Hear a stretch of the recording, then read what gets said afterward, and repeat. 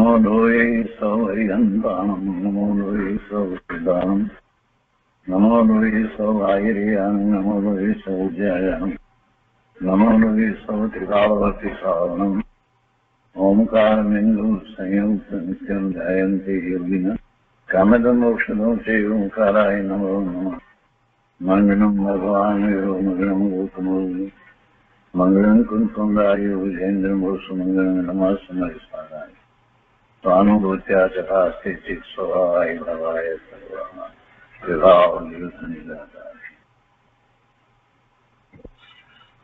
ધર્મ ધ્યાન આરાધના અંતર્ગત આપણે દ્રઢશ્રુતનો અભ્યાસ કરીએ છીએ. એ સ્વરૂપના લક્ષ્ય કરીએ છીએ. સ્વરૂપની પ્રાપ્તિ કરવી છે, સમ્યક તો પ્રગટ કરવું છે એટલે એ કરીએ છીએ. અને બીજો આપણો ઉદ્દેશ એ છે કે સમ્યક તો પ્રગટ કરી અને પછી ચારિત્ર અંગીકાર કરવું છે. તો ચારિત્ર અંગીકાર કરતા પહેલા સમ્યક તો ન હોય તો એ ચારિત્રને ચારિત્ર કહેવાતું નથી, માત્ર શુભ ભાવ કહેવાય છે.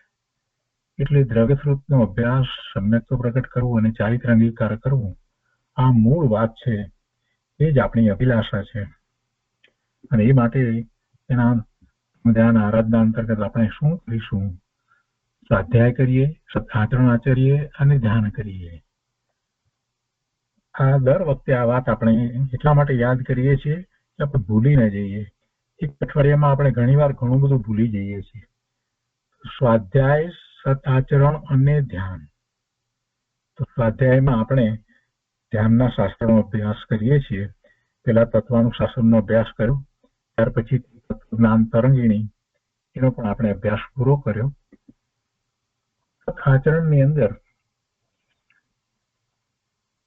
7 વ્યસનોનો ત્યાગ, એની વાત આપણે કરીએ છીએ. તો 7 વ્યસનોનો ત્યાગ ન હોય તો એ જીનવાણીને વાંચવા માટે લાયક નથી. જીનવાણી વાંચવા માટે જે યોગ્ય નથી, એટલી જેની લાયકાત નથી, એ ધર્મ ધ્યાન આરાધનામાં શું કરવાનો છે? એટલે 7 વ્યસનોનો ત્યાગ તો હોવો જ જોઈએ અને એમાં ક્યાંય કોઈ જગ્યાએ બાંધછોડ ન ચાલે. શું છે 7 વ્યસનો? સ્વીકાર તો નથી કરતા, પણ સ્વીકાર કરતા હોય તો એમ ના બોલાય કે ભલે ન કરતા. અમેરિકામાં રહીએ એટલે બાજુવાળા એમ કે ફિશિંગ કરે છે તો એ જે જાણે હું એ ભલે ન કરતા, એમ ના બોલાય. આપણે આમાં ઘણું બધું નથી કરતા, કંઈ નથી કરતા, છતાંય પણ બીજાઓ કરતા હોય અને એમાં આપણા અનુજ વગેરે કોઈ પણ એક સંબંધી કઈ પ્રશ્ન કરે તો આપણે એમાં એમ ન કરાય કે એ જાણે એનું કામ, હવે આપણે શું, એમ ન હોય. સાચી વાત જ હોવી જોઈએ. આપણને પૂર્ણપણે એવો સ્વીકાર હોવો જોઈએ કે આ ન હોય, આ ખોટું છે, આ હોય જ નહીં. શિકાર, માંસાહાર, જુગાર, ચોરી, પરસ્ત્રીગમન, વેશ્યાગમન, કોઈ પણ પ્રકારના માદક પદાર્થનું સેવન, અન્યાય અને જૂઠ, આ જુગાર ને ચોરી સાથે જ જાય. એ જુગાર હોય ત્યાં ચોરી હોય, કોઈ ને કોઈ પ્રકારે ચોરી હોય, સાથે જાય. અને એ જ રીતે અન્યાય ને જૂઠ પણ સાથે જ જાય. એટલે આપણે એ લીધા છે. તો આ 7 વસ્તુને આપણે ગંભીરતાપૂર્વક લેવાની છે. એમ નહીં કે ઠીક છે બાજુવાળો કરે તો ભલે કરતો, એવો વિકલ્પ અંદરમાં ના આવવો જોઈએ. એની સામે આપણે લડવા નથી જતા, પણ છતાં અંતરમાં તો એ ભાવ હોવો જોઈએ. એટલા માટે આપણે આ બધી વાતને ફરીને લઈએ છીએ. હવે એ બધી વસ્તુ આપણે સૂક્ષ્મતાથી લઈએ છીએ. 3 વર્ષ થયા, ઘણી બધી વસ્તુમાં આપણે ઘણું બધું ભૂલી પણ ગયા છીએ. એટલે ફરીથી જયારે આ વાત શરૂ કરી છે તો એને સૂક્ષ્મતાથી લઈએ. તો 7 વ્યસનનો ત્યાગ તો બહુ મહત્વની વસ્તુ છે. કંદમૂળનો ત્યાગ, ફરી પાછું યાદ કરાવું કે કંદમૂળનો ત્યાગ, એમાં કંદમૂળની અંદર અનંતકાય છે એટલા માટે આપણે ત્યાગ કરીએ છીએ. એમાં ત્રસ જીવ નથી, છતાં પણ અનંતકાય છે. અને ગુરુદેવે તો એટલે સુધી વાત કરી છે કે ભાઈ જો તું એને માનતો નથી, એમાં અનંત જીવ છે, એને તું નથી માનતો, તો યાદ રાખજે કે તને કોઈ ન માને એવી તારી સ્થિતિ થઈ જશે. એટલે કે તું એવા કંદમૂળમાં જઈશ, અથવા તો એક ઇન્દ્રિયમાં જઈશ, પ્રત્યેક વનસ્પતિ કાયમાં જઈશ. જીવ ત્રસ પર્યાયમાં 2000 સાગરોપમનો કાળ પૂરો થતા જો એ કાંઈ પુરુષાર્થ કરી અને ધર્મના માર્ગે આગળ વધીને સમ્યક તો પ્રગટ નથી કરતો, તો એ જીવ પછી ક્રમે કરીને નીચી ભૂમિકામાં આગળ વધતા છેવટે એ ઇતર નિબોધમાં ચાલ્યો જાય છે. એટલે એ વાતને આપણે ખ્યાલ રાખવાની જરૂર છે કે હવે મારા કેટલા વર્ષ રહ્યા.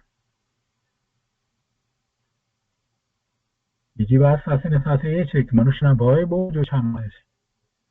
તો કંદમૂળનો ત્યાગ એ મહત્વનો છે.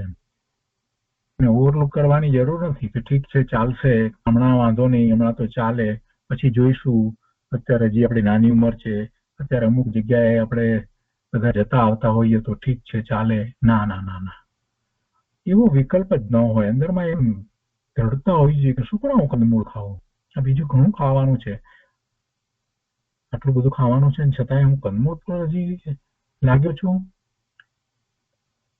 એમાં જીવ છે એનો મને વિચાર નથી આવતો. અનંત કાય છે, અનંત કાય છે. ત્રીજું છે રાત્રિ ભોજન ત્યાગ, જેમાં ત્રસ જેવી ઉત્પત્તિ થાય છે. અને કૃપાળુ દેવે તો બહુ સ્પષ્ટ કહ્યું છે કે સૂર્યાસ્ત થયા પછીથી ભોજનની અંદર એવા જ રંગના ત્રસ જીવ ઉત્પન્ન થાય છે જે આપણને ખ્યાલ પણ ના આવે.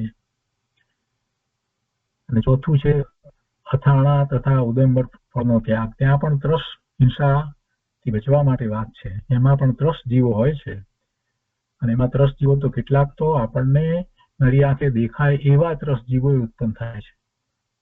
એટલે અથાણા તથા ઉદયંબર ફળનો ત્યાગ. હજી કેટલાય લોકો અંજીરનો ઉપયોગ કરે છે, અંજીરના આઈસ્ક્રીમ ખાય છે. અરે ભાઈ, આ જન્મથી માંડીને મૃત્યુ થાય ત્યાં સુધીમાં તે કેટલા મણ આ ખાદ્ય પદાર્થો ખાધા, એના વિચાર તો કર. એમાં એક આ અંજીરના આઈસ્ક્રીમ વિનાનો તું રહી ગયો. બહુ શાંતિથી પ્રભુ આ બધું વિચારવા જેવું છે. એમ નહીં કે ના અમારે તો ચાલે, એમાં શું વાંધો છે, એવા તો વિચાર જ નહીં કરવાના. આ જીવન કઈ વેડફી નાખવા માટે નથી મળ્યું પ્રભુ. આવું અમૂલ્ય જીવન આપણને સમ્યક તો પ્રગટ કરવા માટે મળ્યું છે. અનંત કાળમાં રહી ગયેલી ભૂલને સુધારવા માટે મળ્યું છે. અને યત્નાચાર પૂર્વક જીવન જીવવું જોઈએ. આપણે જોઈએ છીએ ભારતમાં તો આપણે સાધુ સાધ્વીને જોઈએ છીએ, એમના જીવનને નજીકથી આપણે જોઈએ છીએ. અહીંયા જે વસે છે બધાને એ ખ્યાલ છે. તો એમના જીવન તરફ દ્રષ્ટિ કરીને એ જયારે જીતેન્દ્રિયપણું પ્રગટ કરી રહ્યા છે, ઇન્દ્રિયોને જીતી રહ્યા છે, તો પછી આપણે એટલો યત્નાચાર પૂર્વક જીવીએ નહીં. એમને બધી 5 સમિતિ છે, તો એ સમિતિ આપણે પણ હોવી જોઈએ. મુનિને યોગ્ય સમિતિ છે, તો આપણને શ્રાવક તરીકે શ્રાવકને યોગ્ય સમિતિ હોવી જોઈએ. યત્નાચાર પૂર્વક ગમે તેમ પાણી ઢોળીએ, ગમે તેમ ચાલીએ ને ઘાસ ઉપર ચાલીએ ને આ બધું ઠીક નથી થતું પ્રભુ. બિનજરૂરી કારણ વિધાન વગરનું આ વરસાદમાં ભીનામાં ચાલવું, આ બધું પણ ઠીક નથી. જ્યાં જ્યાં એવી સ્થાવર જીવોની હિંસા થતી હોય ત્યાં બને તેટલું આપણે યત્નાચાર પૂર્વક રહેવું જોઈએ. સાફ સફાઈનું પણ એવું ધ્યાન રાખવું જોઈએ જેથી કરી અને એવા ત્રસ જીવો ઉત્પન્ન ન થાય. ખાદ્ય પદાર્થો વગેરેની અંદર, અઠવાડની વગેરે એ બધાની અંદર એવા ત્રસ જીવો ઉત્પન્ન થઈ જાય છે. વસ્તુને લેવી મૂકવી જોઈએ. આ બધાનું ખૂબ ધ્યાન રાખવાનું છે. જૈનપણું માત્ર સ્વાધ્યાય સાંભળીએ એટલે કઈ જૈન નથી થવાતું. જૈનપણું તો એવા આચરણ સહિત હોય છે, અને એવા આચરણ માટે આગળ વધી રહ્યા છીએ. મુનિનું આચરણ એ માટે આગળ વધી રહ્યા છીએ, તો એની શરૂઆત તો કરવી પડશે ને. અને એ બધું કરવાને કારણે આપણને ઘણી શાંતિ રહે છે. પરિગ્રહ પરિમાણ કેટલાક પદાર્થો હવે આપણને જોઈએ. આપણી જરૂરિયાત કરતા વધારાની વસ્તુઓ જે છે એ આપણે જાણીએ છીએ, તો એના પ્રત્યેનો મોહ ઓછો કરતા જવું જોઈએ ને નવા પરિગ્રહોને ઉમેરવાનું બંધ કરવું જોઈએ. એ ક્યારે બને? જગતના પદાર્થોની રુચિ, એમાં ઈષ્ટ બુદ્ધિ એ મને લાભદાયક છે, નવી વસ્તુ આવી તો લઈ લઉં, આ જે ઈચ્છા જે ચાલ્યા કરે છે ને, એ ઈચ્છાનો અંત લાવીએ ત્યારે એ બને. ઈચ્છાનો અંત નથી તો પરિગ્રહ પરિમાણ થશે જ નહીં. કેટલી ઈચ્છા, જન્મથી મૃત્યુ પામીએ ત્યાં સુધીમાં કેટલા કરોડ ઈચ્છાઓ કરી. જરાક વિચાર કરીએ આપણે, હવે શું કરવી છે? ઈચ્છાઓ કરીએ છીએ તો એ બધી ખરેખર પૂરી થાય છે? નથી થતી. અને કર્મ તો બંધાઈ જાય છે. ઈચ્છા આપણે એમ માનીએ કે મારી ઈચ્છા બધી પૂરી થાય છે, મારી પાસે પૈસા છે એટલે મારી ઈચ્છાઓ તો બધી હું જેમ ધારું તેમ પૂરી કરી શકું છે. એ નરી મૂર્ખાઈ છે. એવા વિચાર હોય જ નહીં. પદાર્થોને પ્રાપ્ત કરવાની ઈચ્છા એમાં એમ નથી આપણે વિચાર કરતા કે જે પૂર્વના પુણ્યના ઉદયને કારણે જે પદાર્થો સમીપમાં આવવાના છે તે આવવાના છે અને આવશે તોય તો એથી મને કઈ લાભ છે એવી તો કોઈ વાત નથી. મારા આત્માને તો કઈથી કોઈ લાભ છે નહીં કે નુકસાન પણ નથી. તો આ બધા પરિગ્રહોમાં હું સુખની બુદ્ધિ કરી અને મૂર્ખાઈ કરું છું કે બીજું કઈ કરું છું? જે પદાર્થો ખરેખર મને સુખ આપતા નથી અને એક પદાર્થને હજી લાવ્યા નથી ત્યાં બીજાની ઈચ્છા થઈ જાય છે, આ બધું ઠીક નથી થઈ રહ્યું. મુમુક્ષુને શોધતું નથી. પરિગ્રહ પરિમાણો પર બહુ જ વિચાર કરવાનો છે અને પોતાને એમાં વિચારપૂર્વક આગળ વધવાનું છે. સદ આચરણની અંદર ઘણી બધી વસ્તુઓ છે અને ફરીથી જાતે વિચાર કરવાની જરૂર છે. એની સાથે ધર્મ ધ્યાન આરાધના અંતર્ગત વિશેષ શું કરીશું આપણે? દેવ દર્શન, પૂજા, ભક્તિ, અભિષેક વગેરે પણ હોય. યમ નિયમ ધારણ કરીએ. સવારે ઉઠતાની સાથે કેટલાક આપણે યમ નિયમ પ્રમાણે કેટલીક ક્રિયાઓ વગેરે કરતા હોય નિત્યક્રમની, એ પણ કરીએ. ધ્યાન વગેરે પણ કરીએ. વ્રત રાખીએ.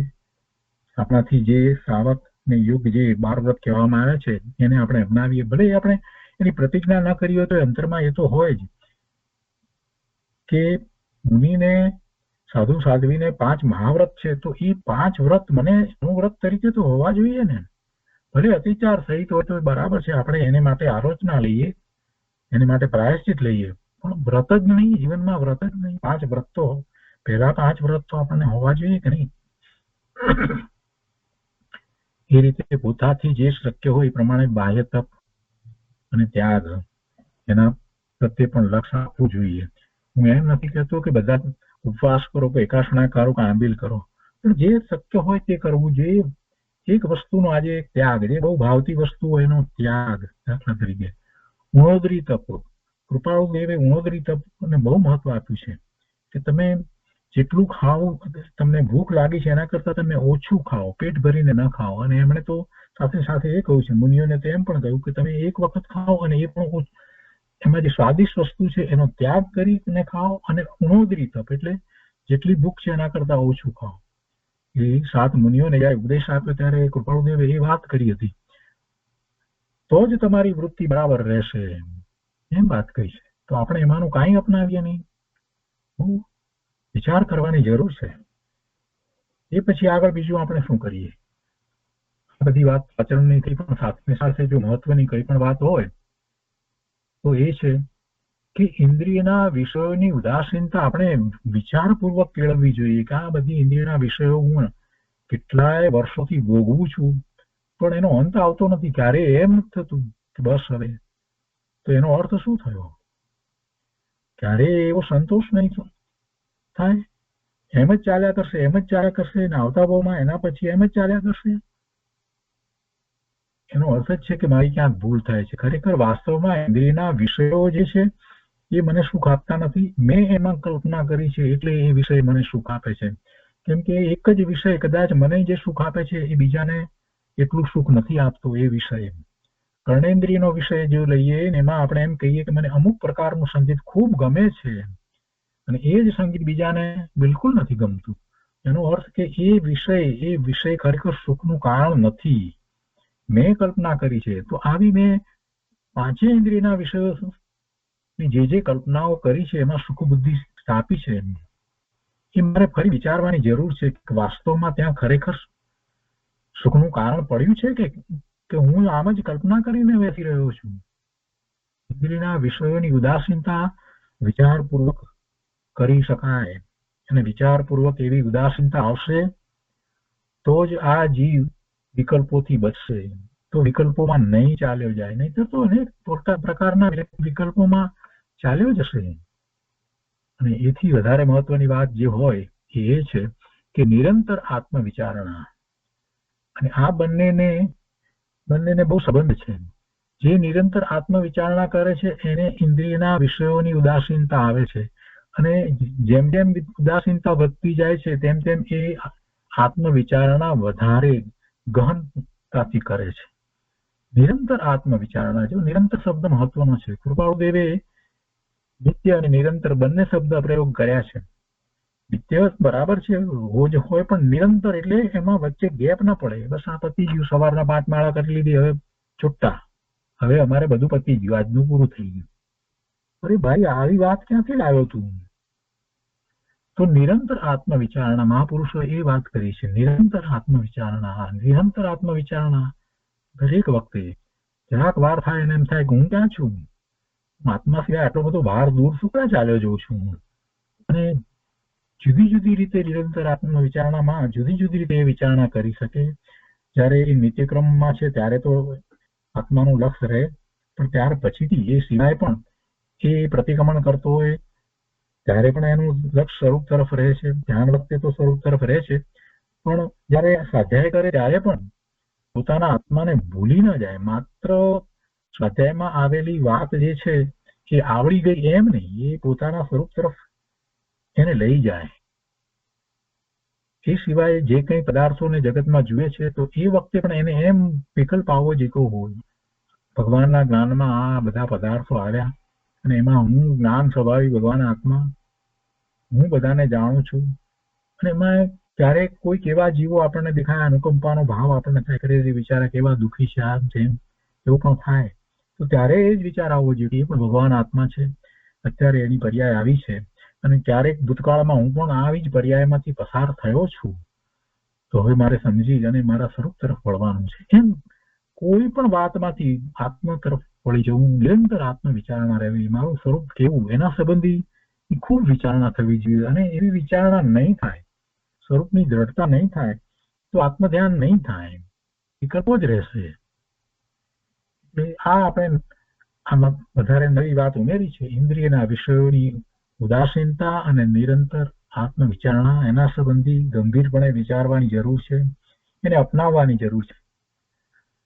સમય ઓછો છે, ધર્મ ધ્યાન ઉગ્ર આરાધના આપણે શરૂ કરી છે, અને ઉગ્ર આરાધના અંતર્ગત ધર્મ ધ્યાન આરાધનાની મુખ્યતા રહે અને અન્ય સર્વની ગૌણતા, એ સૂત્ર આપણે અપનાવ્યું છે. અન્ય સર્વની ગૌણતા, બીજી બધી વાતને ગૌણ કરવાની.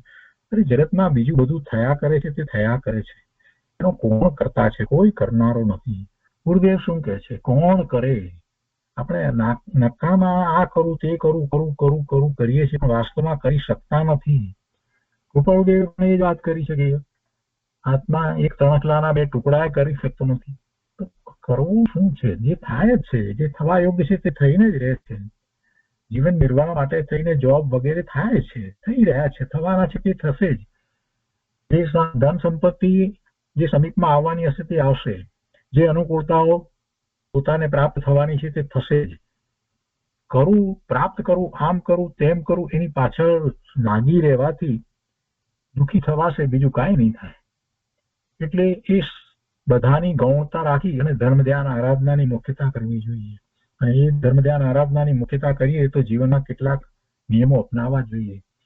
નિત્ય ભોગ ભોગ ત્યાગ, એ તરફ પણ લક્ષ્ય આપવું જોઈએ કે બસ બહુ થયું, હવે નિત્ય પ્રતિક્રમણ, નિત્ય ધ્યાન. આ બધું શા માટે? આ ધર્મ ધ્યાન આરાધનાની મુખ્યતા માટે છે, કેમ કે હવે સમય ઓછો રહ્યો છે. આ બધું ઘણો વખત ઘણું બધું આપણે કર્યું, જેમાં ભોગ ઉપભોગ સિવાય બીજી તરફ દ્રષ્ટિ જ ન હતી. ક્યારે પ્રતિક્રમણ નહોતા કરતા, ધ્યાનનો તો વિકલ્પ નહોતો આવતો. ક્યારેક માળા ગણી લેતા હતા, બસ દેવ દર્શન ક્યારેક કરતા હતા. ના, હવે બધું નિયમિત, નિત્ય, અને એની જ મુખ્યતા. મુખ્યતાની અંદર આ બધી વસ્તુ હોવી જ જોઈએ. તો સ્વાધ્યાય, સદાચરણ, અને ત્યાર પછીથી ત્રીજું શું હતું? ધ્યાન.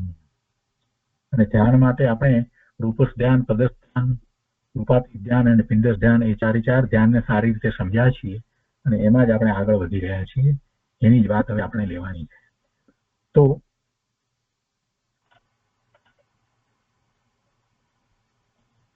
નિર્વિકલ્પ ધ્યાનનો વિષય ચાલે છે. એમાં આપણે ધ્યાનના પ્રયોગમાં સમય, સ્થાન, આસન એ સંબંધીની ઘણી વિસ્તારપૂર્વક વાત લીધી છે. તે પછીથી ધ્યાન પૂર્વેનું સ્મરણ, એના વિશે પણ આપણે ઘણો વિચાર કર્યો છે. અને ધ્યાનના પ્રયોગમાં આપણે 4 સ્ટેપ અત્યાર સુધી કહેતા આવ્યા હતા. એક વિકલ્પનો આશ્રય, બીજું શાંત પડવું, ત્રીજું વિશેષ એકાગ્રતા અને ચોથું તન્મયતા. એ સામાન્ય આપણે જાણવા માટે. અને ખરેખર જોઈએ તો ધ્યાનના પ્રયોગની અંદર કોઈ આવા સ્ટેપ પડતા નથી. એક કન્ટિન્યુઅસ પ્રોસેસ છે, એક કન્ટિન્યુઅસ પ્રોસેસ છે. અને એ સંબંધીનો આપણે વિચાર કર્યો ને એમાં પહેલા સ્ટેપ માટે આપણે એક વિકલ્પનો આશ્રય એટલે જ્ઞાન આરાધના, અને એ ઉપર આપણે ઘણો વિચાર કર્યો કે જ્ઞાન આરાધના છે એમાંથી જ છેક ચોથા સ્ટેપમાં જે કહીએ આપણે એટલે કે તન્મયતા સુધી પહોંચી શકાય એવી જ્ઞાન આરાધના. અને જ્ઞાન આરાધનામાં આપણને પર્યંત પરમાત્માનું, તીર્થંકર ભગવાનનું એટલું બધું મહાત્મા આવ્યું હોય તો જ એ જ્ઞાન આરાધના સાચા અર્થમાં થાય. અને સાથે ને સાથે પોતાના જ્ઞાન સ્વરૂપનો સ્વીકાર થયો છે તો જ જ્ઞાન આરાધના થશે. કે જ્ઞાન આરાધનામાં બે વસ્તુ છે. એક તો પોતે જ્ઞાન સ્વભાવી ભગવાન આત્મા છે એ વાત મહત્વની છે, અને પોતે એવો જ્ઞાન સ્વભાવી છે, જ્ઞાન આરાધના કરી શકે છે, એનો સ્વભાવ જ જ્ઞાનનો છે. અને એમાં બીજી વસ્તુ જે છે તે નિમિત્ત છે, એ ભગવાનની વાણી છે, ઓમકાર ધ્વનિ છે. એટલે ઓમકાર દ્વારા મારું ઓમકાર સ્વરૂપ જાગૃત થાય છે. હું ઓમકાર સ્વરૂપ ન હોત તો થાત જ નહીં. એટલે એ વાતનો મને નિર્ણય છે કે હું જ્ઞાન સ્વરૂપ છું, ઓમકાર સ્વરૂપ છું, એનો પાક્કો નિર્ણય છે તો જ જ્ઞાન આરાધના થાય છે. નહીં તો ઓમ ઓમ બોલાય છે, બીજું કાંઈ થતું નથી. આપણે ઓમ બોલવા માટે નથી કરતા. આપણે જ્ઞાન આરાધના કરીએ છીએ ત્યારે નિર્ણય છે, પાક્કો નિર્ણય છે કે હું જ્ઞાન સ્વરૂપ છું, અને જ્ઞાન સ્વરૂપ છું એટલે જ્ઞાન તો મારું પોતાનું છે. પણ એ જ્ઞાન કેવી રીતે પ્રગટ થાય, મારો જ્ઞાન સ્વભાવ પ્રગટ કેવી રીતે થાય, અને એ પ્રગટ થવામાં મને તીર્થંકર ભગવાન કેવડી પરમાત્માની ઓમકાર ધ્વનિ જે છે એ નિમિત્ત છે. એ સિવાય બીજું નિમિત્ત કાંઈ હોઈ શકે જ નહીં. એ જ પ્રભુની વાણી સિવાય બીજું શું નિમિત્ત હોય. અને જયારે હું ધ્યાનના એ પ્રયોગમાં બેઠો છું ત્યારે તો એ જ મને નિમિત્ત છે. એટલે એમ આપણે ઓમકારને ગ્રહણ કરીએ છીએ. અને એને સમજવા માટે આપણે બીજા ઉદાહરણ વગેરેની પણ વાત લીધી છે. પાઇપનું ઉદાહરણ લીધું, કાટવાળી પાઇપનું, એમાંથી કાટ નીચે ખસાતો જાય છે. તેવી રીતે આપણે જયારે એમ ઓમકાર અંદર ગ્રહણ કરીએ છીએ તો શ્વાસ તો નીકળે છે, પણ આપણી મલિનતાઓ બહાર નીકળતી જાય છે. અને એમ આપણે શુદ્ધિની વૃદ્ધિ કરતા જઈએ છીએ. એવું પણ આપણે ઉદાહરણ લીધું છે. એક બીજું ઉદાહરણ પણ આપણે પહેલા લીધું હતું કે જેમ દિવાસળી છે તો દિવાસળીને આપણે એ દિવાસળીની પેટી ઉપર જે બ્રાઉન રંગનો ભાગ જે છે એની ઉપર આપણે ઘસીએ છીએ તો એ સળગે છે. તો એવી રીતે આપણી દિવાસળીની સળી જેવા છીએ, અને એની ઉપર જાણે કે પેલી દિવાસળીની પેટીનો બ્રાઉન ભાગ જે છે એમ ઘસાય ઉપરથી નીચે તો એ દિવાસળી પ્રજ્વલિત થઈ જાય છે. એવી રીતે ભગવાનની ઓમકાર ધ્વનિ દ્વારા મારી જ્ઞાન ચેતના જાગૃત થઈ જાય છે. એવી રીતે પણ આપણે વાત લીધી છે. આ બધી વાત સમજવા માટે રૂપક તરીકે આપણે લીધી છે. મૂળ વાત એ છે, સૌથી મોટી અને મહત્વની વાત ફરી યાદ કરાવું તો હું જ્ઞાન સ્વરૂપ છું, એ સૌથી મોટી અને મહત્વની વાત છે. એ એટલો બધો નિર્ણય થઈ જવો જોઈએ. ગમે ત્યારે પણ વાત હોય ત્યારે પણ પોતાના વિશે કાંઈ પણ વિચાર કરે તો હું જ્ઞાન સ્વરૂપ ભગવાન આત્મા છું, બસ એ જ વાત હોય. એ સિવાય બીજું પોતાને વિશે કાંઈ પણ કલ્પે નહીં. બીજું સ્ટેપ આપણું શાંત પડવાનું છે, એની અત્યારે હવે આગળ વાત ચાલી રહી છે. એમાં વિકલ્પનો આશ્રય છૂટવો, તો એ વાત આપણે આજે આગળ લઈએ છીએ. તો એક વિકલ્પનો આશ્રય, એ જ્ઞાન આરાધનાની વાત આપણે પહેલા કરી છે, એના ઓમકારની વાત પણ આપણે કરી છે. ઓમકાર શા માટે એ પણ આપણે બરાબર સારી રીતે સમજ્યા છીએ. એ બધું આપણે નથી લેતા. અને એ વાતને હંમેશા યાદ રાખીએ જયારે ઢીલા પડીએ ત્યારે કે આ બધા મહાપુરુષોએ કઈ રીતે કર્યું. અને અત્યારે વર્તમાનમાં પણ સમોસરણમાં એ બધા ગણધર ભગવાન, આચાર્ય ભગવાન, ઉપાધ્યાય ભગવાન, મુનિ મહારાજ આ બધા શું કરી રહ્યા છે, એ બધા શું કરી રહ્યા છે. એ ઓમકાર બિંદુ સંયુક્તમ નિત્યમ ધ્યાનથી યોગીનો જે લખ્યું છે એ પ્રમાણે એ ઓમકારની જ આરાધના કરી રહ્યા છે. એ ઓમકારને જ ગ્રહણ કરે છે, પ્રભુની વાણીને જ ગ્રહણ કરે છે, કે જે વાણી જ્ઞાનથી સહિત છે. બિંદુ સંયુક્તમ, સંયુક્ત શેનાથી છે? જ્ઞાનથી સંયુક્ત છે. એમ કરી અને આપણે જયારે પણ ઢીલા પડીએ ત્યારે ફરીથી યાદ કરવું પડે, આવી દિવ્ય ધ્વનિને ગ્રહણ કરી અને મારી જ્ઞાન ચેતના જાગૃત થતી હોય એને મૂકીને હું બીજા વિકલ્પમાં સુકરા જઉં છું. એમ આપણે આપણી જાત સાથે લડી અને વિશેષ એકાગ્રતા પ્રગટ કરવાની છે. બીજા વિચારોને દૂર હડસેલી દેવાના છે. એ ઓમકાર દ્વારા જ શક્ય થશે. પ્રશ્ન થયો કે ઓમકારનો વિકલ્પ આપણને ચાલ્યા કરે છે, તો વિકલ્પ કેવી રીતે છોડવો? જો એ વિકલ્પ તરીકે વાત કરીએ તો બહુ બિગિનિંગમાં, શરૂઆતમાં સમજાવવા માટે વાત કરી હતી કે આ એવું એક વિકલ્પ છે એકાગ્રતાનો, પણ એ ખરેખર વિકલ્પ નથી. એ વાત હવે આપણે સમજ્યા છીએ.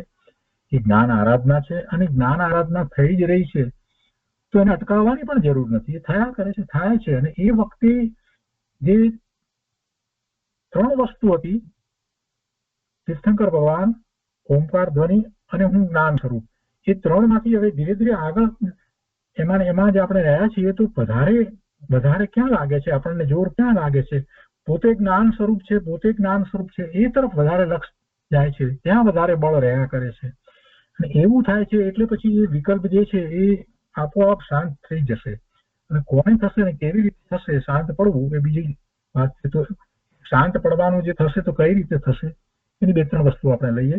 કે જયારે એ આ આરાધના કરે છે, ઓમને ગ્રહણ કરે છે, તો એ વખતે એ પહેલા શરૂઆતમાં તો પ્રભુ પાસેથી ઓમકારને જાણે કે લઈ અને પોતાનામાં આખા શરીર સહિત જયારે એ પોતે પોતાનામાં ગ્રહણ કરે છે તો એની અસરમાં છે. પછી ધીરે ધીરે પોતે ભગવાન આત્મા જ્ઞાન આનંદ સ્વરૂપ છે, નિર્ણય છે, તો ત્યાં જ એનું લક્ષ્ય રહે છે.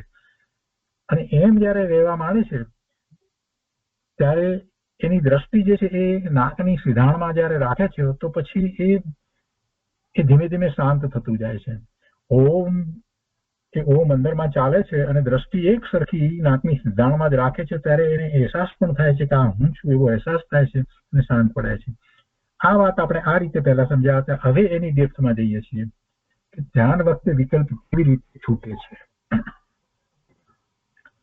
જો સ્વરૂપની દ્રઢતાથી છૂટે છે, જેટલી સ્વરૂપની દ્રઢતા થઈ છે, જેટલી સ્વરૂપની દ્રઢતા થઈ છે એટલું જ એ કાર્યકારી થાય છે. કેમ કે હું જ્ઞાન સ્વરૂપ છું એ વાતનો નિર્ણય કર્યા પછીથી એની દ્રઢતા માટે થઈ અને આપણે ખૂબ ચિંતન ધ્યાન કરવું પડે. કેટલાય દિવસો સુધી સતત એ નાની નાની વાત આવે એમાં હું જ્ઞાન સ્વરૂપ ભગવાન આત્મા ચૈતન્ય મહાપ્રભુ છું, હું જ્ઞાન સ્વરૂપ છું, જ્ઞાન સ્વરૂપ છું, હું જ્ઞાન સ્વરૂપ છું, એનું રટણ કેટલાય દિવસો સુધી, મહિનાઓના મહિના સુધી જો કર્યું હોય અને નક્કી કરી લીધું હોય કે એ સિવાય બીજું કોઈ મારું અસ્તિત્વ છે જ નહીં, હું જ્ઞાન સ્વરૂપ છું, એ સિવાય મારું બીજું અસ્તિત્વ નથી, આ શરીર વગેરે એ કઈ મારું અસ્તિત્વ નથી, એટલી બધી દ્રઢતા જેને થઈ ગઈ હોય સ્વરૂપની કે હું જ્ઞાન સ્વરૂપ જ છું, તો એને ધ્યાન વખતે પેલું ઓમકારથી જે શરૂ કર્યું છે ને, તો એ વખતે પછી જ્ઞાન સ્વરૂપ જે છે એ ભાવનું જોર અંદર એટલું બધું વધશે કે પછી પેલો વિકલ્પ જે છે એ આપોઆપ શાંત પડી જશે અને કોઈ વિકલ્પ કરવાની જરૂર નહીં પડે. મન તરફ શુક્ર જાય, પછી મન તરફ જવાની જરૂર જ નથી રહેતી.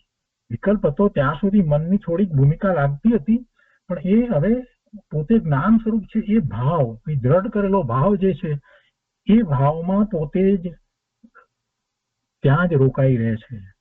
જ્ઞાન સ્વરૂપ છું એટલે શાંત છે ત્યારે હું જ્ઞાન સ્વરૂપ છું, એ ભાવ, વિકલ્પ નહીં, શબ્દો નહીં, પણ એ ભાવ. અને એવો ભાવમાં ટકી રહેવા માટે કેટલો વખત સુધી હું જ્ઞાન સ્વરૂપ છું એનો વિચાર કરવો પડે. એટલું બધું દ્રઢ થઈ જવું જોઈએ. જેમ વર્તમાનમાં આપણને હું મનુષ્ય છું કેવું દ્રઢ થયું છે, એ શબ્દ વિના જ હું મનુષ્ય છું એ ભાવ સતત ટકી રહે છે કે નહીં? ત્યારે એમ થાય છે કે હું એનિમલ છું, કોઈ પ્રાણી છું કે પક્ષી છું, એવો કોઈ વિકલ્પ આવે છે? ક્યારેય નથી આવતો. સહજ છે મનુષ્ય પણ કેટલું સહજ છે, એટલું સહજ આપણે આ કરવાનું છે. હું જ્ઞાન સ્વરૂપ છું એટલું સહજ જયારે થઈ જાય, એ સહજ થઈ જશે પછી બધું સહેલું થઈ જાય છે. અને એ જ છે, એ સહજતા આવવી બહુ જ જરૂરી છે. બધી વાત કંઈ પણ હોય ત્યારે પણ તરત જ પાછું અંતરમાં તો એ જ ચાલે કે હું તો જ્ઞાન સ્વરૂપ ભગવાન આત્મા છું, ના તો બધું ઠીક છે, બધું બહારનું બહારમાં છે, એની સાથે મારે કાંઈ સંબંધ નથી. ભલે બધાની વચ્ચે હોઈએ, 5 માણસની વચ્ચે હોઈએ અને વાત ચાલતી હોય, ચર્ચા ચાલતી હોય, ત્યારે અંદરમાં આપણો આવો વિકલ્પ ચાલવો જોઈએ. કરે આ બધી વાતો ઠીક છે, હું તો જ્ઞાન સ્વરૂપ ભગવાન આત્મા છું, એ વાત ગમે ત્યાં બેઠા હોઈએ, ગમે તેટલા લોકોની વચ્ચે બેઠા હોઈએ, ગમે તે ચાલતું હોય તો એ વાત ભૂલાવી ન જોઈએ અને એને વારંવાર વાગોળ્યા કરવાની છે. અને એમ કરવાથી એની વધારે દ્રઢતા થશે. જે એના સંબંધીના અંદરમાં પ્રશ્નો ઉઠે એના સમાધાનો પણ પોતે જાતે કરવાના છે. કેમ કે સમાધાનો મેળવવા માટે રોજ આપણે સ્વાધ્યાય કરીએ છીએ ને, એ સમાધાનો તો પ્રાપ્ત કરવા માટે કરીએ છીએ. જ્ઞાન સ્વરૂપ છું એ બાબતના સમાધાનો પ્રાપ્ત કરવા માટે આપણો સ્વાધ્યાય એ પર્યાપ્ત છે, એ દ્વારા જ થશે. અને એની દ્રઢતા જેટલી થઈ હશે એ જ કાર્યકારી થવાનું છે. એટલે પેલું ઓમકારને માંથી શાંત થવું અને બંધ થઈ જાય ને એવી કોઈ વાત હોતી જ નથી. એ ચાલતું હોય ને એમાંથી હું જ્ઞાન સ્વરૂપ છું, એમાં જયારે આપણે આગળ વધી જઈએ છીએ તો વિકલ્પ જે છે તે એ પછી ઉઠતો નથી, એ વિકલ્પ નથી. અને કદાચ છતાંય વિકલ્પ ઉઠે તો અંતરમાં એમ જ લેવાનું છે કે એની જ્ઞાન આરાધના હું તો કરું છું. ત્યારે પણ એમ લેવાનું છે. શાંત વધારે ન રહી શકાય તો ફરી પાછું એ ચાલે તો એ અંદરમાં એમ છે કે જ્ઞાન આરાધના હું તો કરું છું. હું જ્ઞાન આરાધના કેમ કરું છું? કેમ કે હું જ્ઞાન સ્વરૂપ છું માટે કરું છું. એવું પોતાને અંદરમાંથી પ્રકારનો પ્રાઉડ હોવો જોઈએ કે બીજા ક્યાં કોઈ જ્ઞાન આરાધના કરી શકે છે. જ્ઞાન આરાધના કોણ કરે? જેને આત્માનો નિર્ણય થયો છે જ્ઞાન સ્વરૂપ છું એવો નિર્ણય થયો છે તે કરે છે. એવો નિર્ણય નથી, એવા કેટલાય જીવો છે બિચારા એવી આરાધના નથી કરી શકતા. મને એનો નિર્ણય છે તો હું એ જ્ઞાન આરાધના કરું છું. એટલે ફરી પાછા ઓમકારમાં જઈએ તો પણ કઈ ચિંતાની જરૂર નથી. પ્રભુ શાંત આપોઆપ પડાય છે, સ્વરૂપની દ્રઢતાને કારણે શાંત પડાય છે. અને બીજું એક કારણ છે મહત્વનું, નિસ્પૃહતા. નિસ્પૃહતા એટલે કોઈ ઈચ્છા નહીં, કોઈ સ્પૃહા નથી, કોઈ પણ પ્રકારની સ્પૃહા નથી. તમને લાગશે કે આ વાત કેમ અહીંયા લાવી, આ વાતની બહુ જરૂર છે. આપણે એવું સ્વાધ્યાયમાં ભણતા આવ્યા છીએ કે નિર્વિકલ્પ ધ્યાનમાં આનંદની અનુભૂતિ થાય. એટલે બધાના મગજમાં એ વાત બેસી ગઈ છે કે આનંદની અનુભૂતિ. એટલે આનંદની અનુભૂતિ ક્યારે મને થાય? આનંદની અનુભૂતિ ક્યારે થાય? આપણે ઈચ્છા આનંદની અનુભૂતિની કરીએ છીએ, વિકલ્પ એના ચાલે છે. આ સ્પૃહા છે. એ તો વર્ણન કરવામાં આવે ત્યારે એમ જ વાત હોય કે જેને અનુભૂતિ થાય છે એમાં અપૂર્વ આનંદનું વેદન હોય છે. જેને અનુભૂતિ થઈ છે એ એનું વર્ણન કરે છે તો એ રીતે વાત એ કરે છે. આપણે એનામાંથી શું પકડ્યું કે આનંદની અનુભૂતિ મને થાય. એટલે આપણે શરૂઆત કરીએ ત્યાંથી જ મનમાં એ ધારીને બેસી જઈએ કે મને આનંદની અનુભૂતિ થાય. અને પછી 4-6 મહિના 8 મહિના કરે ને પછી કે જે આનંદની અનુભૂતિ તો થતી નથી, તમે કહેતા તો એવું તો કઈ થયું નહીં. શું થાય ભાઈ? તમે તો સ્પૃહા ઈચ્છામાં જ હતા, તમે તો ઈચ્છા રાખી છે એટલે વિકલ્પ તો રહેવાનો જ છે. મને કેમ આનંદની અનુભૂતિ થતી નથી? પણ ક્યાંથી થાય? સ્વરૂપની દ્રઢતા જ નથી. સ્વરૂપની દ્રઢતા જે છે, હું જ્ઞાન આનંદ સ્વરૂપ છું, એની દ્રઢતા જે છે એટલી બધી દ્રઢતા થઈ ગઈ છે અને એ જ હું છું. મારા સ્વરૂપમાં વિકલ્પ ક્યાં છે? મારા સ્વરૂપમાં વિકલ્પ ક્યાં છે? જ્ઞાનમાં વિકલ્પ નથી. જ્ઞાન મન સાથે જોડાય છે તો વિકલ્પ થાય છે. જ્ઞાન ઇન્દ્રિયો સાથે જોડાય છે તો વિકલ્પ છે. પણ જ્ઞાન ઇન્દ્રિયો કે મન સાથે જોડાતું નથી. એ જ્ઞાનમાં કોઈ વિકલ્પ હોતો નથી. સ્મૃતિ છે એ મનમાં છે, જ્ઞાનમાં નથી. એ મનમાં રહેલી સ્મૃતિ સાથે જ્ઞાન જોડાય છે, એનો પાવર મળે છે એટલે બધી સ્મૃતિ બધી ઉછળી બહાર આવે છે. ઇન્દ્રિયના વિષયો જે છે ઉછળીને બહાર કેમ આવે છે? જ્ઞાન એની સાથે જોડાય છે એટલે જ્ઞાન પાવર છે. એટલે જ્ઞાનની અંદર વિકલ્પ નથી, જ્ઞાનની અંદર વિષય પણ નથી. જ્ઞાનની અંદર ઇન્દ્રિયનો વિષય જ્ઞાનમાં નથી. પ્રભુ જ્ઞાનમાં નથી. જ્ઞાનની અંદર વિકલ્પ નથી. જ્ઞાન જ છે. એ જ્ઞાન સ્વભાવ હું ભગવાન આત્મા છું એમ જ્ઞાન સ્વરૂપની એટલી બધી જયારે દ્રઢતા થઈ છે તો પછી વિશ્વાસ એની કરવાની. જ્ઞાન સ્વરૂપ છું એમાં જ કૃત્યતા છે. એ જ આનંદ છે. જયારે એ પોતે જ્ઞાન સ્વરૂપ છું એવા જ ભાવ સહિત બેસે છે ત્યારથી જ એને તો શાંતિ છે, ત્યારથી જ એ આનંદમાં જ છે. હવે ઓમ થી શરૂ કરું ને પછી મને અપૂર્વ આનંદ થાય ને, અરે ભાઈ આ બધી વાત ક્યાંથી તું લાવ્યો? શરૂઆતના સ્ટેજમાં જે વાત અમુક રીતે સમજાવવામાં આવી અને પછી તમે તમારી રીતે બધી કલ્પના એની સાથે બધા પરિણામોને જોડી દેશો તો પ્રભુ કામ નહીં થાય. તમે પરિણામને એમ જોડી દો કે બસ મને અપૂર્વ આનંદ થવો જોઈએ, મેં આટલા વખત ઓમ કર્યો. અરે પ્રભુ તું તારા સ્વરૂપમાં જા, એ માટે તને માર્ગ બતાવ્યો. આચાર્ય ભગવાને જ્ઞાની પુરુષોએ કહ્યું કે ઓમકાર બિંદુ સંયુક્તમ નિત્યમ ધ્યાવંતી યોગિનમ, અમે ઓમકારની ધ્યાવીએ છીએ, પ્રભુની વાણીને ધ્યાવીએ છીએ, એમ જયારે એમણે કહ્યું તો આપણે જે માર્ગ દર્શાવ્યો છે એમ સમજવાનું છે. અને પછી આનંદની અનુભૂતિ કોને ને ક્યારે થાય? તો કે જેને એવી સ્વરૂપની દ્રઢતા થઈ છે એને તરત જ આનંદની શરૂઆત થઈ જાય છે. એ તો જેવો બેઠો છે ત્યાંથી જ એને તો આનંદ જ છે. શાંત ચિત્તે હું બેસું છું અને હું ઓમકાર સ્વરૂપ છું અને મારામાં કોઈ વિકલ્પ પણ નથી, મારામાં કોઈ વિષય પણ નથી, તો પછી મારી શાંતિને અણનાર કોણ છે?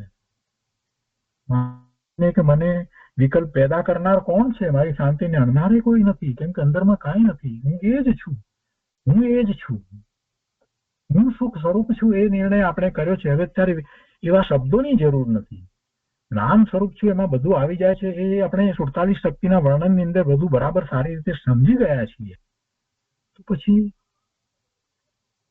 એવી સ્વરૂપની જયારે દ્રઢતા થઈ છે, એવી જયારે સ્વરૂપની દ્રઢતા થઈ છે, તો ત્યારે બેસીએ છીએ ત્યાંથી જ હું જ્ઞાન સ્વરૂપ છું.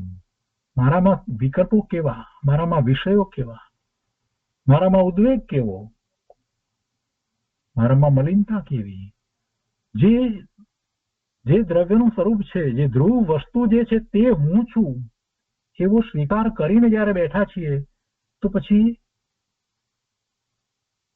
એમાં તો કાંઈ છે જ નહીં. એમ સ્વીકાર કરીને બેઠા છીએ તો આનંદ જ છે, શાંતિ જ છે. અને એમ જ આનંદની અનુભૂતિ આગળ વધીને થઈ જાય છે. એમ જયારે એવો પુરુષાર્થ થાય છે, એવો અપૂર્વ પુરુષાર્થ જયારે ઉપડે છે, ત્યારે એ અનુભૂતિ ક્ષણ માટે એવી અનુભૂતિ થાય છે. પણ એમ નહીં કે ઈચ્છા હવે ક્યારે થાય, હવે આમ કેમ કરું, તેમ કેમ કરું, હવે આ બીજા સ્ટેપમાંથી ત્રીજા સ્ટેપમાં કેમ જાઉં. અરે આવી ચિંતા પ્રભુ, ચિંતા ન હોય. આ બધા સ્ટેપ તો આપણે સમજવા માટે કર્યા છે. અને એ દરેક વસ્તુ જે છે એ આખી એક કન્ટિન્યુઅસ પ્રોસેસ છે. બેઠા ત્યારથી શરૂ કરી અને એ બધી આખી પ્રોસેસમાં જ આપણે તો છીએ. આ વાતનો આપણે વિચાર કરવાનો છે. ધ્યાન વખતે વિકલ્પ કેવી રીતે છૂટે છે એ સંબંધી જાતે જ વિચાર કરવાનો છે કે વિકલ્પનું કારણ શું છે. કેમ કે મેં હજી મારી જાતને રમેશ માની છે ને, એટલે રમેશ તરીકે જ બધા વિકલ્પ છે. ભગવાન આત્મા તરીકે મને કોઈ વિકલ્પ નથી. શું વિકલ્પ છે? હું ભગવાન આત્મા છું તો પછી મને કયો વિકલ્પ છે? કોઈ વિકલ્પ નથી. કઈ ઈચ્છા છે? કોઈ ઈચ્છા નથી. શું જોઈએ છે? કાંઈ જોઈતું નથી. શું જોઈએ છે? પણ ભગવાન આત્મા થઈને જયારે હું બેસું તો ને, ભગવાન આત્મા થઈને બેઠો હોય એને પછી શેની આવશ્યકતા હોય? દ્રવ્ય ક્ષેત્ર કાળ ભાવ જગતમાં બધાના પરદ્રવ્યોના બધા દ્રવ્યોના દ્રવ્ય ક્ષેત્ર કાળ ભાવ એના પોતાના છે અને મારા પણ દ્રવ્ય ક્ષેત્ર કાળ ભાવ મારા પોતાના છે. કૃપાળુદેવે કહ્યું કે તું પર દ્રવ્ય ક્ષેત્ર કાળ ભાવથી સંગ છોડજે, અસંગ થજે. કઈ વાત આવી હમણાં કૃપાળુદેવના પત્રમાં? એ બધી વાત બહુ આવી. અસંગ થવાની વાત મુનિઓને પણ એમણે બહુ જ કરી છે. તો એ અસંગ કેવી રીતે થવું? પોતાના દ્રવ્ય ક્ષેત્ર કાળ ભાવ સિવાય બીજા જગતના બધા પદાર્થોના દ્રવ્ય ક્ષેત્ર કાળ ભાવ છે તે જુદા છે એવો જયારે એ એક સ્વાધ્યાય કરે છે ત્યારે એને કરવાનો છે. ત્યારે એવો નિર્ણય કરી લીધો જુદું છે. હવે જુદું પાડવાનું કઈ રહ્યું જ નથી. અમે તો ભગવાન આત્મા જ્ઞાન આનંદ સ્વરૂપ છીએ તો છીએ. એમ પોતે જેવું સ્વરૂપ ધ્રુવ સ્વરૂપ જે છે એવા સ્વરૂપનો સ્વીકાર કરીને બેસી ગયો છે, એવી સ્વરૂપની દ્રઢતા સહિત બેસી ગયો છે, ત્યારે એને સ્પૃહા શું કરા થાય? કોઈ સ્પૃહા રહેતી નથી. અને જો છતાંય જો સ્પૃહા કરશે તો વિકલ્પો સિવાય બીજું કાંઈ પ્રાપ્ત થવાનું નથી. શુભ ભાવ રહેશે પણ શુદ્ધ ભાવમાં નહીં જવાય. શુભ ભાવમાં રહેવાશે પણ શુદ્ધ ભાવમાં નહીં જવાય. આ વાત છે, અતિ મહત્વની વાત છે. પ્રશ્ન થશે તમને પછી તમે 3 સ્ટેપ, ત્રીજું સ્ટેપ ને ચોથું સ્ટેપ ને એ બધી વાત કરી, એ બધું શું? વિશેષ એકાગ્રતા. પ્રભુ એ જ વિશેષ એકાગ્રતામાં જ ચાલ્યો જાય છે જીવ. કેમ કે પેલો વિકલ્પ જે છે એને છૂટી જ ગયો છે ત્યારે એ વધારે ને વધારે સ્વરૂપ તરફ જ ઢળતો જાય છે. પોતે જ્ઞાન સ્વરૂપ ભગવાન આત્મા છે શબ્દ વિના એમાં જ આગળ ઢળતો જાય છે. એનો અર્થ જ એ વિશેષ એકાગ્રતા તરફ ગયો. ઉપયોગ એમ એ સ્વ તરફ વળ્યો છે. ઉપયોગને સ્વ તરફ વાળવો હોય તો પછી કેવી રીતે વાળશે? એટલે પહેલા જયારે એ શરૂ કરે છે ત્યારે એની દ્રષ્ટિ આમ નાકની સીધામાં આમ હતી દ્રષ્ટિ, એ હવે દ્રષ્ટિ અંદર તરફ થઈ ગઈ છે, આપોઆપ થઈ જાય છે. હા, હું આ રહ્યો. એ જે બીજા સ્ટેપની અંદર જે થઈ જાય છે, પોતે પોતાનો અહેસાસ થઈ અને જ્ઞાન સ્વરૂપ ભગવાન આત્મા, તો ત્યાં જ દ્રષ્ટિ હવે રહે છે. એટલે એ ઉપયોગ હવે એ તરફ રહે છે. એમ ઉપયોગ સ્વ તરફ વળે છે. કોઈ સ્વનું બીજું સ્વરૂપ નથી કે જે ઇન્દ્રિય દ્વારા જાણી શકાય, આંખ દ્વારા, કાન દ્વારા જાણી શકાય. એવું કોઈ સ્વનું સ્વરૂપ હોતું નથી. એ ઇન્દ્રિયનો વિષય જ નથી. તો ઉપયોગને આપણે એ તરફ વાળીએ. ઇન્દ્રિયનો વિષય હોય તો ઉપયોગને આપણે ઇન્દ્રિયના વિષયની જેમ એ તરફ વાળી શકીએ, પણ એવું તો છે નહીં. જે પોતે છે એ તરફ પોતાના ઉપયોગને કઈ રીતે વાળવો? અઘરું પણ છે અને સહેલું પણ છે. ઉપયોગને સ્વ તરફ વાળવો, વિશેષ એકાગ્રતાનો અર્થ એ થાય છે કે ઉપયોગ સ્વ તરફ રહેવા માંડે, સ્વ તરફ વળે, ત્યાં જ રહે, સ્વ તરફ જ રહે, અને એમ એ આગળ વધી જાય છે. એ ત્રીજું સ્ટેપ છે. અને આને માટે આપણે કેટલીક વસ્તુ પહેલા શીખ્યા છીએ. સમયસારની 144મી ગાથા આપણે એ માટે શીખ્યા હતા કે ઉપયોગને આચાર્ય ભગવાને એમ કહ્યું કે તું તારા ઉપયોગને, જ્ઞાન દર્શનના ઉપયોગને સ્વ તરફ વાળી દે. અને આચાર્ય ભગવાને તો એમ પણ કહ્યું કે હવે બહુ બધા વિકલ્પોથી બસ થાવ. અને એટલે સુધી પણ એમાં વાત કરી દીધી કે આ નયોની લક્ષ્મીને સમાવી અને બધા વિકલ્પોથી બસ થાવ અને જ્ઞાન દર્શનના ઉપયોગને સ્વરૂપ તરફ વાળી દો. આ વાત આપણે સમયસારની 144મી ગાથામાંથી સમજ્યા છીએ. એ સમજને ફરીથી ચિંતનમાં લેવાની છે કે એમ જ છે. આચાર્ય ભગવાને એ કર્યું છે એટલે આપણને કહ્યું છે. એમ જ છે, એમ જ થઈ શકે છે. જો મારો ઉપયોગ સ્વ તરફ વળે તો મનમાં જે ચાલી રહેલા શ્રુત જ્ઞાનના જે વિકલ્પો, એ વિકલ્પો પછી રહે નહીં. જો ખરેખર મારો ઉપયોગ સ્વ તરફ વળે તો નિશ્ચયથી વસ્તુનું સ્વરૂપ આમ છે અને વ્યવહારથી વસ્તુનું સ્વરૂપ આમ છે, એવા જે વિકલ્પો, એ નય પક્ષના વિકલ્પો જે છે એ પછી મને ઉઠે નહીં. અને આચાર્ય ભગવાને બધું સમજાવ્યા પછી એમ જ કહ્યું છે, મહાપુરુષોએ એમ જ કહ્યું છે કે જે આ શ્રુત છે, ભગવાનની વાણીમાં જે પરમ શ્રુત પ્રકાશ્યું છે, ગણધર ભગવાને એમાંથી જે રચના કરી છે, આ બધું તું સમજ. એ સમજવા માટે છે. અને એ સમજ્યા પછીથી તું એનો સ્વીકાર કર. જો તને સ્વીકાર થયો હોય તો તું એને પી જા. આત્મસાત કરી લે. સ્વીકાર કરીને આત્મસાત કરી લે, બસ. એટલે તને એ બધા શબ્દોની જરૂર નહીં પડે. તને પછી એ બધા બોલની પણ જરૂર નહીં પડે. અવ્યક્તના બોલ ને, અલિંગ્રણના બોલ ને, આ બધા બોલની પછી જરૂર નહીં પડે. એ જ્યારે તું એનો અભ્યાસ કરે છે ત્યારે જ એ વાતને તું ચિંતન દ્વારા સ્વીકારી અને પી જા. જો તે આ ન કર્યું હોય તો ફરીથી કરી લે. યાદ કરવાનો પ્રયત્ન કરે છે અને યાદ નથી રહેતું એ માટે પ્રયત્ન કરે છે, પણ એને પી જવાનો પ્રયત્ન નથી કરતો કે આમ જ છે, આ જ હું છું, આ જ હું છું. એને નેરો ડાઉન કરતા જવાનું હતું. નેરો ડાઉન તો એને કર્યું નહીં અને એનો વિસ્તાર કરવામાં લાગી ગયો. સ્વાધ્યાય પછી આપણે જે વાત સમજ્યા છીએ એને આપણે ચિંતનમાં લેવી, વિસ્તાર કરવો, અને પછી એનું જે હાર્દ છે, જે મર્મ જે છે, એનો એવો સ્વીકાર થઈ જાય કે આપણે એને આત્મસાત કરી લઈએ, એને પી જઈએ.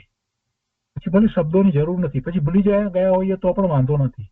આપણે ક્યાં કોઈને ભણાવવા જવું છે? અને કદાચ ભણાવવાનો પ્રસંગ આવે તોય આપણે એમાંથી, એ શાસ્ત્રમાંથી ફરી પાછું જોઈ લઈએ, શબ્દો બધા ફરી પાછા એ યાદ આવી જશે, પણ ભાવ અંદરમાં પડ્યો છે ને તો એ વ્યક્ત થશે.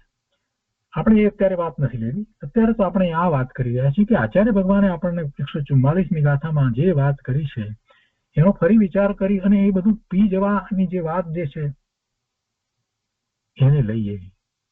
અને એ જયારે પી જઈએ એનો અર્થ જ એ થયો કે જ્ઞાન હવે મન સાથે જોડાતું નથી.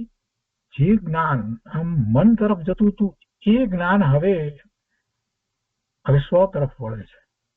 આચાર્ય ભગવાને એ જ રીતે વાત કરી છે કે જ્ઞાન દર્શન બંને આ બહાર રહેતા હતા મન સાથે જોડાઈને. ભલે એમાં વિષય તો બધો ધર્મનો જ વિષય હતો, શાસ્ત્રનો વિષય હતો, છતાંય એ બધું બહારમાં હતું.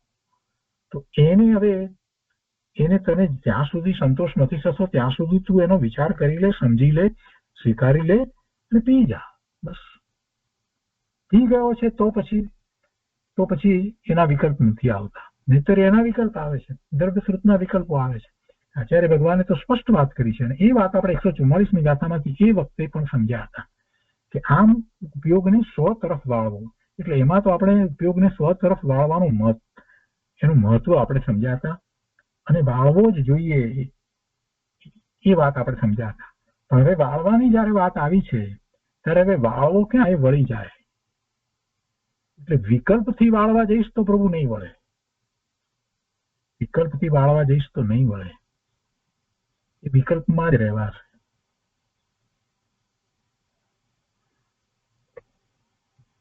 વિશેષ એકાગ્રતા એટલે ઉપયોગ સ્વ તરફ વાળવો એની વાત કરી રહ્યા છે. એટલે એકાગ્રતામાં હવે હું વધારે એકાગ્રતા કરું એવી કોઈ વાત નથી. આ કઈ સાયકલને પેન્ડલ મારવાની વાત નથી કે વધારે પેન્ડલ મારું. પોતે શાંત સ્વરૂપ ભગવાન આત્મા છે એવા ભાવમાં જયારે અંદર રહી ગયો છે તો એ જ એની એકાગ્રતા વધતી જાય અને ત્યાં જ ઉપયોગ રહે છે.